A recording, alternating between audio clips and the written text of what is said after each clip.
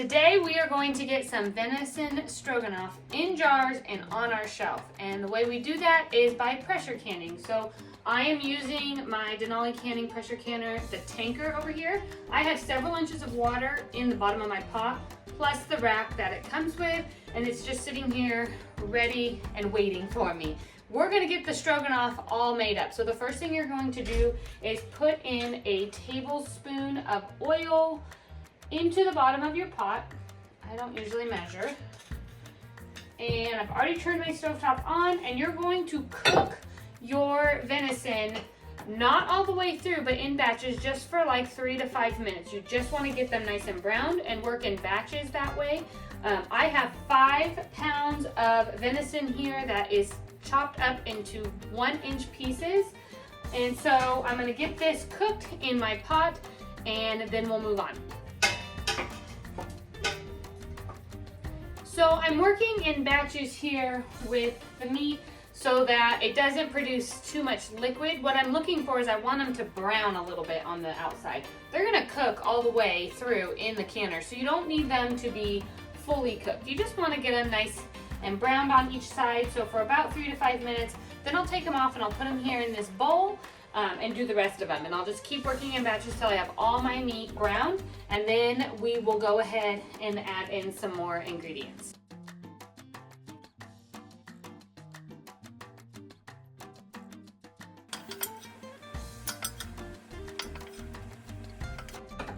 Okay, I got all of my meat browned, and I'm just gonna set it aside and move on to the next step. So you're gonna take 1 cup of red wine, turn my stove down just a little bit, and pour it on into your pot.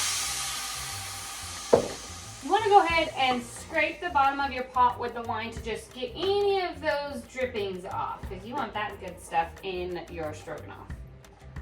Now I'm going to add in 4 cups of some chopped mushrooms. I'm going to do 2 cups of thinly sliced onions. And then I'm going to do 5 cloves of garlic minced. And get them all right into the pot.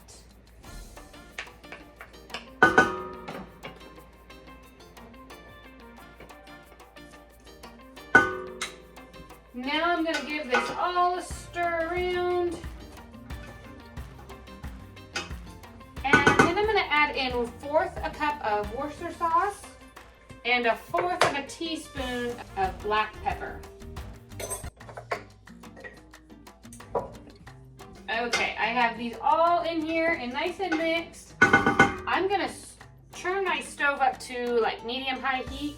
Let this come to a boil and let it boil for about 5 minutes. While this is boiling for the 5 minutes, I have measured out here 6 cups of beef broth, and I'm going to add in 1/3 cup of clear gel. Now, clear gel is like cornstarch, but it's a canning approved thickening agent. So you want to make sure that you are using a canned approved thickening agent. You don't want to use cornstarch in this recipe. You want to do clear gel. And you can usually find that in like the canning section of Walmart, or I buy mine at a local Mennonite store. I'm gonna whisk that all together. Okay, and now I'm gonna go ahead and add this to the pot. And I'm gonna go ahead and give it a stir. Now I'm going to let this come to a boil and let it thicken and come to a boil for an additional 5 minutes. Okay, so this recipe can do 6 pint-sized jars, or it can do 3 quart-sized jars. I'm gonna go ahead and do pint-sized jars for this, solely because it's a perfect 1-person meal in a pint-sized jar. So if I'm not home, it's something quick my husband can pull off of the shelf and just boil some egg noodles and dump it on top. So, and he loves stroganoff, so it's perfect. I'm just gonna go ahead and use my hands, they're nice and clean, and fill each of my jars with the meat 3/4 of the way full.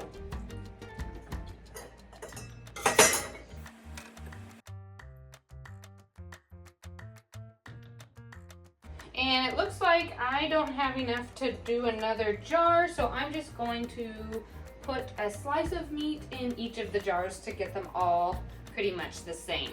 Now I'm gonna go ahead and fill each jar with the liquid, and I wanna leave a 1-inch headspace. Now I'm trying to be very careful not to add too much solid in with it, because that will adjust my headspace. So I'm kind of trying to just get a lot of liquid in my ladle and a little bit of solid to even it out nicely.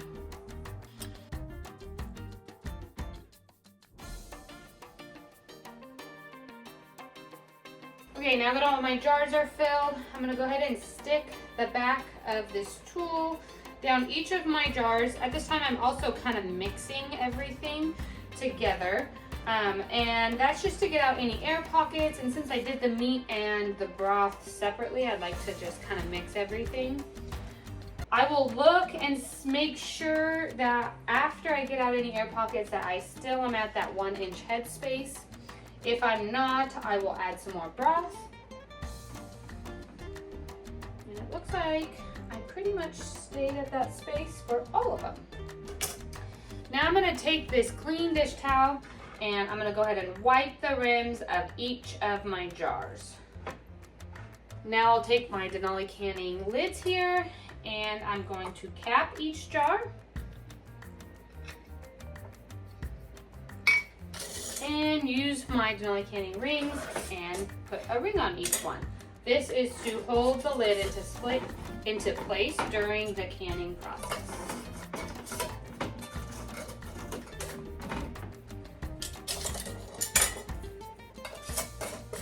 You want to tighten your rings down just fingertip tight, which means once you hit resistance, you stop.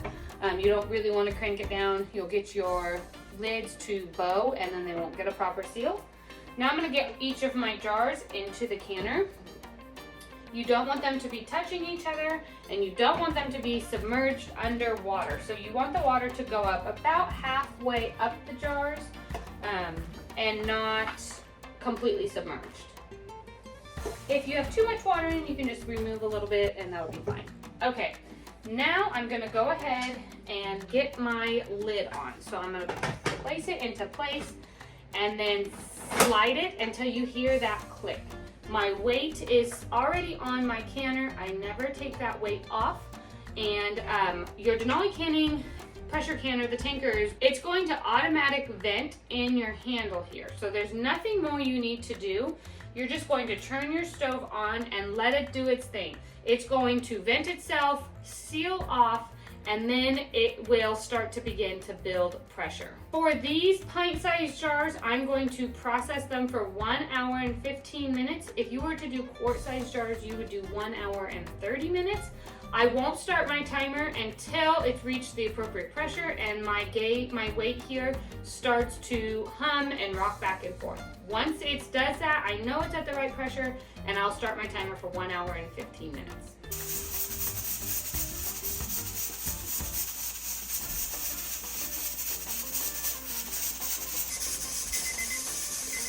The timer has gone off, so we are going to go ahead and just turn our stove off. At this point, you're not going to take the jars out, remove the lid, take it off the burner, anything like that. You're going to go ahead and leave it here and let it come down naturally all the way to 0. Once you see it's at 0 on the dial gauge, you're going to wait a minimum of 20 minutes after that before you remove the lid and take your jars out.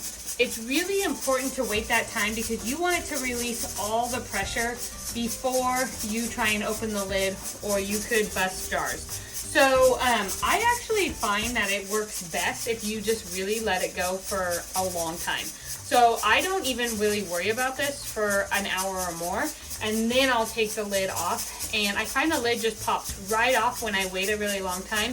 If I only wait the 20 minutes, it is a little bit harder to get off. It's still doable, but I find that it just releases so much better. That means all the pressure is completely down to 0 and out. So you're gonna leave it here, and then you will remove it and take your jars out, let them sit on a counter undisturbed for 12 to 24 hours.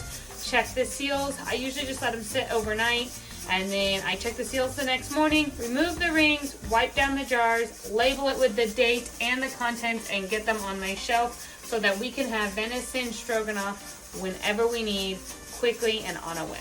I hope this video was helpful in how to get some venison stroganoff on your shelves using the pressure canner, the Tanker.